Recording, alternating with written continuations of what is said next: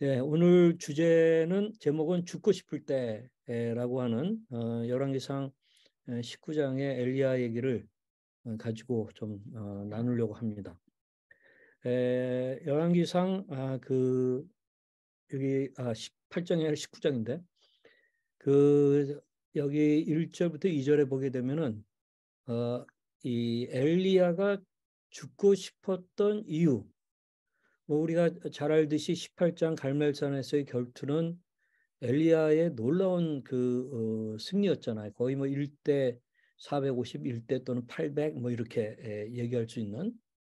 그래서 엘리야를 통하여서 그 거짓 선지자들이 이 죽게 되는 그런 일들이 일어났습니다. 근데 아합이 자기 부인 이세벨에게 아주 낱낱이 그가 칼로 모든 예언자들을 죽인 일을 알려줬습니다. 그러자 그 아내 이세벨이 엘리야에게 심부름꾼을 보내어 말하였다. 네가 예언자들을 죽였으니 나도 너를 죽이겠다. 내가 내일 이맘때까지 너를 죽이지 못하면 신들에게서 천벌을 달게 받겠다. 아니 그보다도 더한 재앙이라도 그대로 받겠다 하는 이제 이 메시지가 전달이 되니까 엘리야가 그렇게 갈멜산에서 위대한 승리를 했음에도 불구하고 어떻게 보면 저는 이 조울증의 이 조증이 아주 그냥 아주 올라갈 때 올라가나 아주 하이로 올라가서 일어난 일 같다고도 느껴지고 그렇다고 해서 무슨 엘리야를 이 조울증 환우라고 보지는 않아요. 그러나 또 극조의 어떤 그런 경험을 한 거거든요. 그러다가 이제 이 이세벨이 죽이겠다 하니까 그 겁을 먹었어요. 그래서 여기 그 다음에 나오는 여기 엘리야는 두려워서 급히 일어나 목숨을 살리려고 도망하여 유다의 브엘세바로 갔다. 그곳에 자기 시종을 남겨두고 하는 그런 이제 예가 나오는데요. 제가 지난 주에 이 뇌와 관련해 가지고 우리 이 변연계에 있는 편도체, 이거는 감정인데 특별히 부정 정서를 우리가 뭐 산속에서 뭐 곰을 만났다, 호랑이를 만났다 그러면은 이 편도체의 어떤 그 반응이 되게 이제 아주 급격하게 일어나죠. 그래서 풀리 도망치든지 아니면 파이트 싸우든지 이런 것을 하게 되는데 그게 이제 편도체에서 일어나는 거의 동물적인 반응이에요.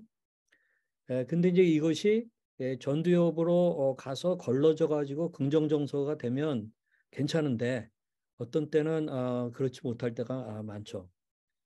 그래서 여기 이 편도체에서 일어나는 거가 이 그대로 전두엽으로 옮겨서 전두엽에서 컨트롤하는 그런 거가 좀 약하면은 우리가 보통 리액션 반동이라고 제가 얘기하는데 이거는 좀 기계적이고 본능적인 그 반응입니다.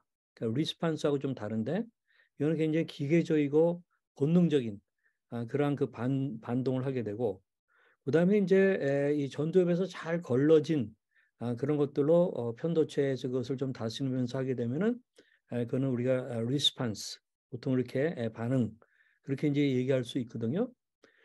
이런 관점에서 이제 보게 되면은 그 엘리야가 이 두려워서 급히 일어나 이것은 아마 그 죽이겠다 하는 메시지를 듣고 자기가 그 전에 어떤 일을 했는지를 돌아보고 하나님이 어떻게 일하셨는가 하는 것들을 좀 생각하면 이렇게 급히 일어나서 또 목숨을 살리려고 도망하는 그런 일들은 좀 일어나지 않고 뭔가 다른 방법으로 좀 침착하게 임하지 않았을까 하는 생각을 좀 가져요.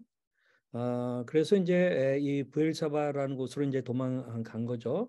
그리고 그곳에 자기 시종을 남겨두고 그다음에는 이제 자신은 홀로 광야로 들어갔습니다. 여기 자기 시종을 남겨뒀다 하는 말도 굉장히 의미가 있는데 이게 이제 이런 그 우울한 마음 이게 호르몬의 작용인지는 모르겠으나 이런 위협을 받으면서 충격 속에서 이제 굉장히 두려워하는 거죠. 그러다 보니까 우울감 같은 것이 아마 찾아온 것 같은데 바로 이럴 때 일어나는 것이 사회적인 철수 리트리트 한다고 그러죠. 또는 고립으로 가는 거예요. 자기 시종을 이 남겨두고 그냥 자기는 홀로 광야로 들어갔어요.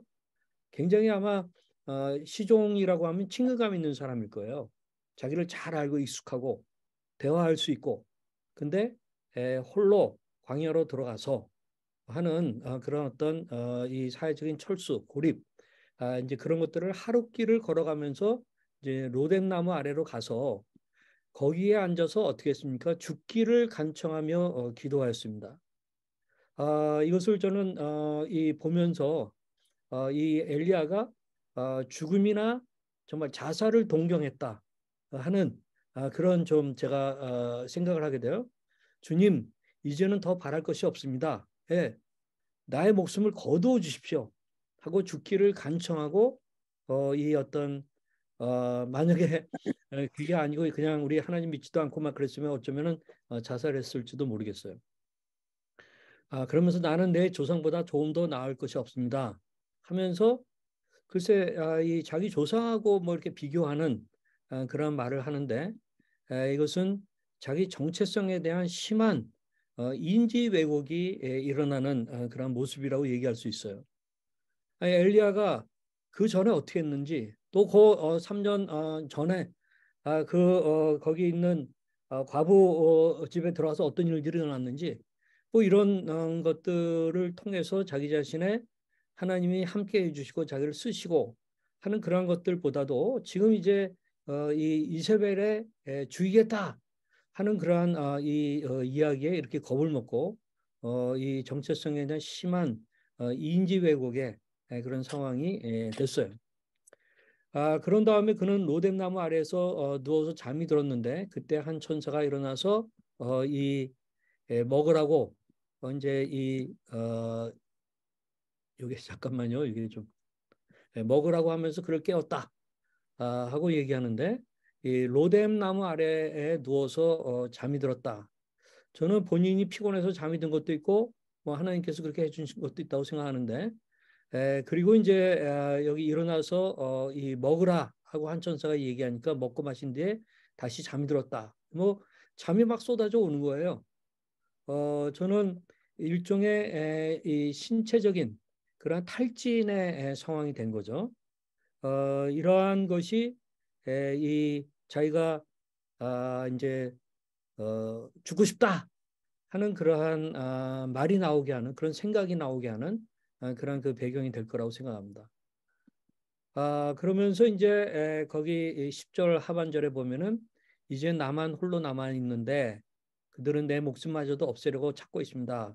하면서 억울함과 분노, 내가 만군의 하나님만 그 앞에 열정적으로 섬겼는데 또 이스라엘 자손이 주님과 맺은 언약을 다 버리고 주님의 제단을 헐었고 어떤 이 주님의 예언자들 죄송합니다. 예, 주님의 그 예언자들을 갖다 칼로 쳐서 죽이는 그러한 일이 있는데 이제 나만 홀로 남아 있다. 뭔가 억울하고 의분이 있고 그런 가운데 무력감과 외로움이 이게 엄습하는 그런 상황인 것을 알 수가 있습니다. 자, 이런 엘리야가 이런 가운데서 죽고 싶을 때 어떻게 했나 하는 건데요. 열왕기상 이게 죄송 19장인데 계속 18장에 나오네요. 여기 보게 되면은 엘리야는 두려워서 급히 일어나 목숨을 살리려고 도망하여 유다의 브엘세바로 갔다. 그곳에 자기 시장을 남겨두고 자신은 홀로 광야로 들어와서 하룻길을 더 걸어 어떤 로뎀나무 아래로 가서 거기 앉아서 죽기를 간청하며 기도하였다. 그래서 죽기를 간청하며 기도하였다. 이거 상당히 아마 부정적으로 이걸 이해할 수도 있지만 저는 여기에서 어떤 그 우울감이 굉장히 심하고 아주 탈진하고 그다음에 정말 막바지에 도달했을 때의 아주 진실한 그 모습이라고도 저는 생각합니다. 그렇기 때문에 이제 이 죽기를 간청하며 기도하고 주님 이제는 더 바랄 것이 없습니다. 나의 목숨을 거두어 주십시오. 라고 한 거거든요. 어, 우리 그 얼마 전에 유튜브 우리가 하는 그 조은의 마음 약국에서 우리 큰아들 조우가 유키즈에 나왔던 예일대 정신의학과의 나종호 교수님하고 이 놀랍게도 인터뷰를 했어요. 그래서 이제 그게 실렸는데 거기 보면은 이 나종호 교수가 말하는 한국과 미국 정신건강 서비스의 차이 그랬는데 제가 이번에 뉴욕 정신과 의사의 사람 도서관 아니라고 하는 우리 휴먼 라이브러리 그 책도 제가 봤거든요. 거기서 제가 굉장히 신선한 좀 충격을 받았는데 이분이 하는 얘기 뭐냐면 여기 압축된 내용이 나오는데 자살의 완곡한 표현인 극단적인 선택이라는 말을 쓰는 거에 대해서 굉장히 조심스러워합니다. 이분은. 그 말이 좋은 것 같지 않다라고 자기는 이제 학자로서 이렇게 얘기를 해요. 왜 그러냐? 극단적인 선택하면 내가 말 자체 선택, 의지적으로 내가 선택해서 죽는 그런 걸 포함하고 있는데 암 환자가 사투를 벌이다가 죽게 된다면 선택해서 죽는다라고 얘기하지 않잖아요. 그냥 암으로 인하여서 죽게 되는 거잖아요. 그런 것처럼 어떤 뭐 우울증 환자든 또는 이 조울증에서 어떤 상태여서든 이 극단적인 선택을 하는 그런 경우를 보면은 그냥 불가피해서 한다는 거예요. 일종의 병적인 그러한 암 환자가 죽게 되듯이 그렇게 한다는 거예요. 그렇기 때문에 이 사람은 극단적인 선택이라고 하면 왜 그런 선택했어? 또는 왜 그렇게 하도록 놔뒀어? 하는 식으로 해서 제2차, 3차 이제 피해자가 생기는 그런 문제까지 있다는 거예요. 그렇기 때문에 부정적인 인식을 줄 수 있어서 이런 극단적인 선택이라고 우리나라에서 굉장히 일반화됐잖아요. 특히 매스컴에서는 이제 그런 말을 문제 제기를 하는 것에 제가 굉장히 야 맞아 우울증이나 조울증이나 조현병이나 아주 심각한 상태에 빠졌을 때에 이 목숨을 끊는 그것을 극단적인 본인이 선택해서 하는 그러한 것으로 얘기하는 거에는 좀 무리가 있다 하는 거에 저도 동의를 해요. 아, 그러면서 한편으로는 사실 자기 또 어떤 사람들은 뭐 우리 뭐 어느 대통령의 죽음이니 또는 어느 뭐 재벌 회장의 죽음이니 하는 그러한 거는 자기 의지가 굉장히 많이 개입되거든요. 그렇기 때문에 그 경우는 극단적 선택 뭐 이렇게 말하는 것도 좋지 않나 해서 저는 두 가지가 다 필요하다 하는 생각은 좀 가죠. 근데 한 가지 알게 된 것은 깊은 우울증이나 또는 우울에 있다가 경조 상태로 갈 그때 이제 자살 많이 또 하거든요. 아주 우울할 때는 힘이 없어가지고 무기력해가지고 자살할 힘도 없어요. 그러다 좀 회복되는 듯 할 때 죽는다고도 많이 그러죠.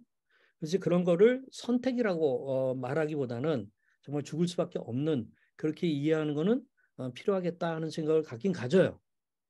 저도 여러 그 환우들을 갖다가 대화하고 만나보고 그러면서 거기에 대해서 굉장히 공감하는 그런 부분이 많이 있습니다. 그렇다고 그래가지고 뭐 자살을 그냥 격려하고 동정하고 괜찮다 그렇게 얘기하는 거는 아니에요. 그래서 여기 이제 엘리야의 경우는 그런 상황은 아닐 거예요. 그렇지만 죽고 싶을 정도로 힘들었다는 얘기죠. 죽기를 간청하면서 기도하였다. 주님, 이제는 더 바랄 것이 없습니다. 나의 목숨을 거두어 주십시오. 하고 이야기를 아주 진지하게 했다는 것이죠. 저는 이것이 중요하다고 생각해요. 엘리야가 죽고 싶을 때 이제 어떻게 했나? 예. 지금 죽기를 간청하며 기도하였어요. 근데 이 부분을 잠깐 우리가 생각해 보면은 중요한 건 이것입니다. 자살 충동까지 있었어요. 자살해서 동경했어요. 아니, 죽는 거에 대해서. 그러나 자살 시도는 하지 않았어요. 왜 안 했겠어요? 생명은 오직 하나님께 달려 있다고 하는 것을 믿었기 때문에 그럴 거예요. 그러나 막 죽고 싶을 정도의 그 아주 고통스러운 상황이었어요. 그렇게 되니까 어떻게 했느냐?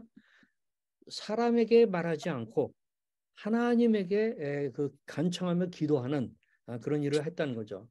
그래서 제가 여기 하나님 앞에 BJJR식 기도, 여기 뭐 옛날에 우리 많이 쓰던 말이죠. 베째라식의 기도죠. 하나님, 정말 이젠 나는 마지막입니다. 나는 더 이상 할 수 있는 게 없습니다. 오히려 내 목숨을 거두어 주십시오.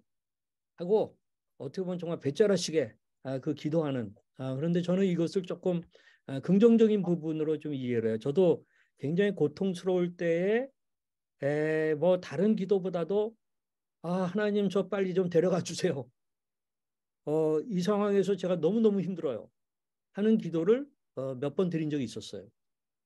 또는 제가 사랑하는 저희 아버님이 나중에 폐암 때문에 잘 견디시긴 하셨는데 한 나머지 2주 정도는 굉장히 고통스러워 하시더라고요.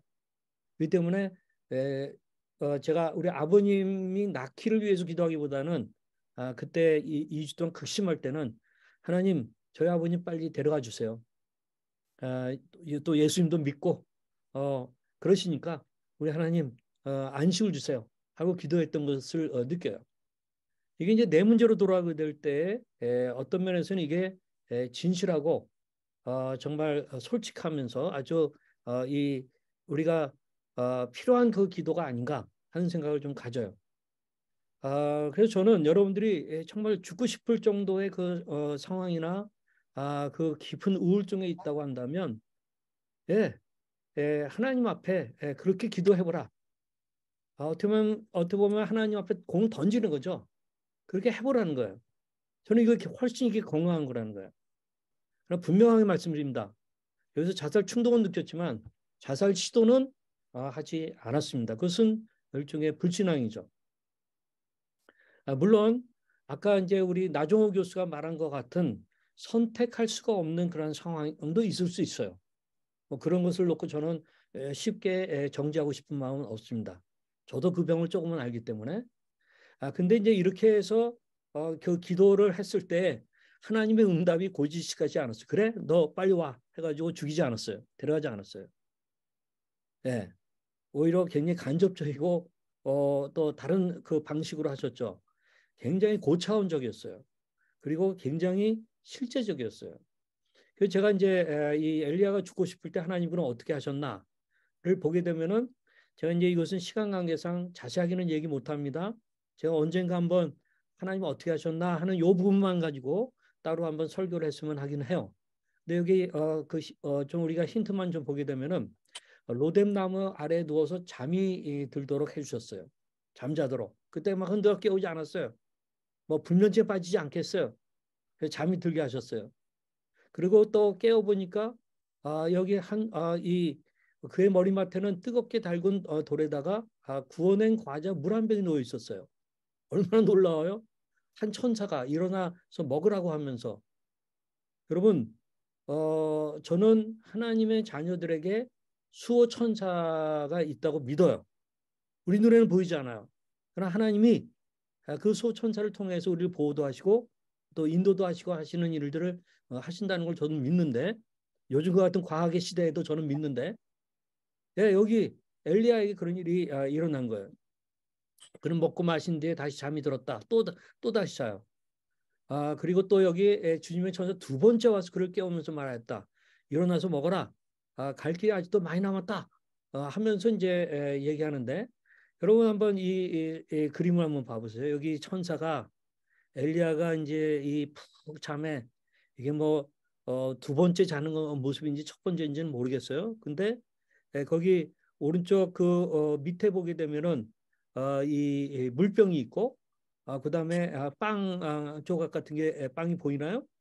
그런 것들을 만들어 놓으시고 이 천사를 통해 가지고 엘리야를 깨우고 이제는 먹어라. 또 한참 먹고 나서 또 잘 수 있도록 해주고 하는 그리고 또 일어나 또 먹게 되고 하는 그런 것들을 보게 돼요. 그러면서 엘리야는 또 일어나서 먹고 마셨다. 그 음식을 먹고 힘을 얻어가지고 밤낮 40일 동안을 걸어가지고 하나님의 산인 호렙산에 도착하였다. 여기 40일 동안 호렙산까지 가는 거가 이 부엘사바에서 호렙산까지는 대략 350km라고 그러거든요. 정상적으로 꾸준히 걸을 경우에는 10여일 정도면 이 당도 가능한 거리예요. 따라서 엘리야의 광야 40일은 그냥 막 달리기만 하는 행진만 하는 그런 기간이 아니었을 거라는 거죠. 가면서 충분히 쉬기도 하고 또는 묵상도 하고 뭔가 자기를 돌아보기도 하고 40일 동안의 그런 시간들을 가졌을 거라는 거예요. 그러면서 이제 이 동굴에 들어갑니다. 이 동굴에서 어떤 일이 일어났는가 하는 것도 굉장히 의미가 있는데 거기서 어떤 밤을 지내다가 그러면서 이제 엘리야에게 하나님 또 나타나셔서 말씀하셨습니다. 그리고 또 엘리야가 거기에 대답합니다. 나는 외롭다. 나만 혼자 남았다.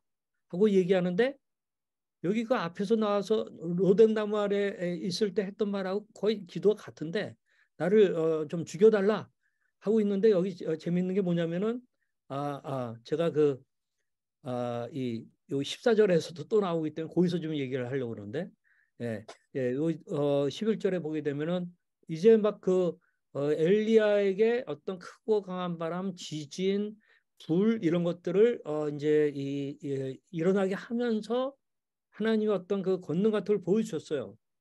그러나 거기에 하나님이 계시지 않았다라고 그래요. 그러면서 엘리야는 마침내 여기 보게 되면은 불이 난데 부드럽고 조용한 소리를 들었어요. 그리고 나서 이제 또 엘리야가 이제 일어나서 하나님의 음성을 듣는 넌 여기서 뭐 하고 있는 거냐 하는 그런 얘기를 들었어요. 그리고 엘리야가 대답합니다. 나는 이제까지 주 만군의 하나님만 열정으로 섬겼습니다. 조금 아까 앞에서 보려고 했던 거예요. 기도가 같아요. 그러나 이스라엘 자손은 주님과 맺은 언약을 버리고 주님의 제단을 헐었으며 주님의 예언자들을 이 칼로 죽였습니다. 이제 나만 홀로 남았는데 그들은 내 목숨마저도 없애려고 찾고 있습니다. 자, 여러분 아주 그 솔직한 그 기도를 보게 되는데 맨 첫 번째 했던 거나 두 번째 했던 기도하고의 차이점은 뭐냐면 죽여달라는 기도가 사라졌어요. 죽여달라는 기도는 없어요. 힘들다는 건 있어요. 외롭다, 정말 두렵다 하는 그런 것도 있지만 죽여달라는 기도는 사라졌어요. 그만큼 저는 회복이 된 거라고 생각을 해요. 그럼 여기 가장 회복의 큰 요인이 뭐였냐? 그건 제가 다음번에 나누도록 하겠습니다. 그래서 엘리야가 죽고 싶을 때 어떻게 했나? 첫째, 자살 충동은 느꼈으나 자살 시도는 하지 않았습니다. 또한 두 번째, 사람에게 말하지 않았습니다. 세 번째, 죽기를 간청하며 기도하였습니다. 예. 그래서 하나님 앞에 그 기도가 어떤 배째라식 이게 그 기도였다. 그렇게 생각합니다. 그래서 우리가 이 18장에 다시 한번 죽기를 간청하며 기도하는 이 내용. 주님, 이제는 더 바랄 것이 없습니다. 나의 목숨을 거두어 주십시오. 하고 그 기도하는 이 내용을 한번 여러분들이 붙잡아 보시기 바랍니다. 여러분, 정말 힘들어서 죽고 싶을 때 인간적으로 하지 마시고 하나님 앞에 죽기를 그냥 간청하세요.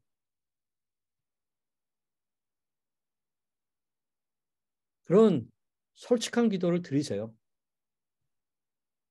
그래서 정말 하나님이 그 기도 받으셔서 뭐 데려가시면 뭐 감사한 거 아닙니까?